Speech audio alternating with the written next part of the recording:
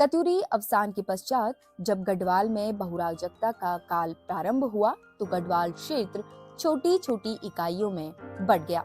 कहा जाता है कि इस गढ़वाल में 52 गढ़ियां या किले स्थापित थे जिनका संचालन छोटे छोटे राजा करते थे और इन्हीं इकाइयों में से चांदपुरी गढ़ का पवार राजवंश भी एक था।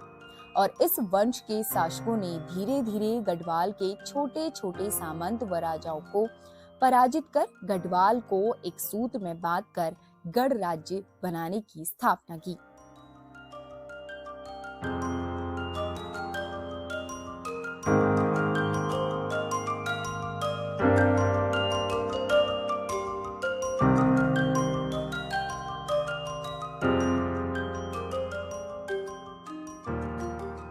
गढ़वाली संस्कृति आज भी केवल उत्तराखंड में नहीं बल्कि पूरे विश्व में प्रसिद्ध है।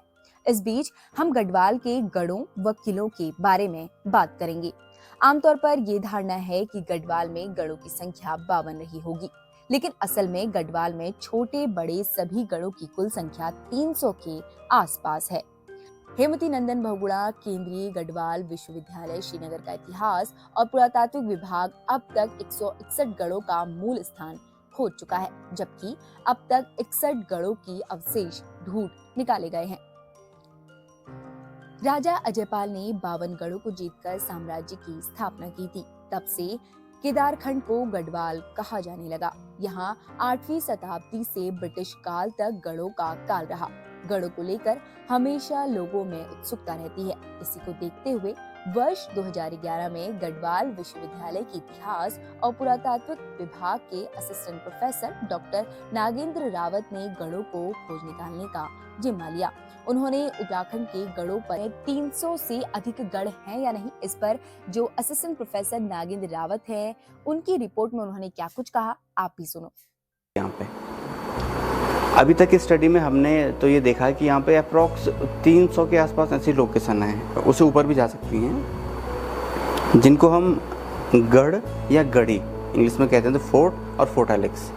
गढ़ का मतलब जो थोड़ा बड़ा होता है, जिसका स्ट्रक्चर थोड़ा ज़्यादा बड़ा होता है, और गढ़ी हम उनको कहते हैं कि जो उनके कंपेयर में जो क्या होता है, जिनका साइज़ छोटा होता है, जिनका रोल भी डिफरेंट होता है।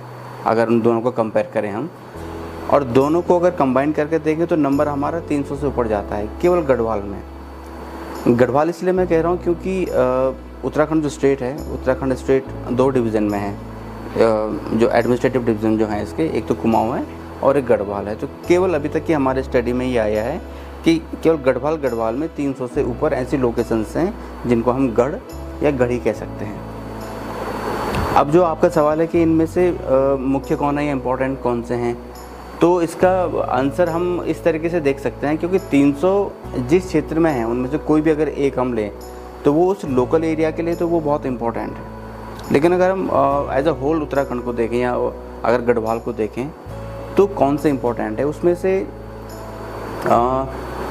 एक क्लू आपको देता हूँ कि जब जैसे मैंने कहा कि एडमिनिस्ट्रेटिवली उत्तराखंड 2 मतलब डिवीज़न में है, तो जब हम हिस्ट्री में देखते हैं तो हिस्ट्री में भी एडमिनिस्ट्रेशन की अपनी हिस्ट्री है। तो एडमिनिस्ट्रेशन के हिस्ट्री में आपको ये मिलेगा कि जो गढ़वाल है ये 12 परगनों में डिवाइड था। आज भी अगर जब हम रेवेन्यू देखते हैं, रिकॉर्ड्स देखते हैं, तो वहाँ पे डिस्ट्रिक्ट तो बहुत लेट पे इसका टर्म है, इससे पहले परगने नाम ही चलते थे। तो पूरा जो गढ़वाल है ये लगभग 12 परगनों में डिवाइड था। जैसे आज अगर हम देखें तो 7 मतलब डिस्ट्रिक्ट है गढ़वाल में, ठीक है ना, बाकी 6 वो कुमाऊँ में हैं। तो इसी टाइप से जो पहले ये 12 परगनों में ये पूरा एरिया डिवाइड था, और आउट ऑफ मतलब उन 12 परगनों में से 7 ऐसे परगने हैं आज भी जिनका नाम इन गढ़ों के नाम पे रखा गया है। एक जो नाम आता है, कई बार आता है, वो है चांदपुर गढ़। वो इसलिए क्योंकि चांदपुर गढ़ इज़ कंसिडर्ड कि as earliest capital of Parmar dynasty.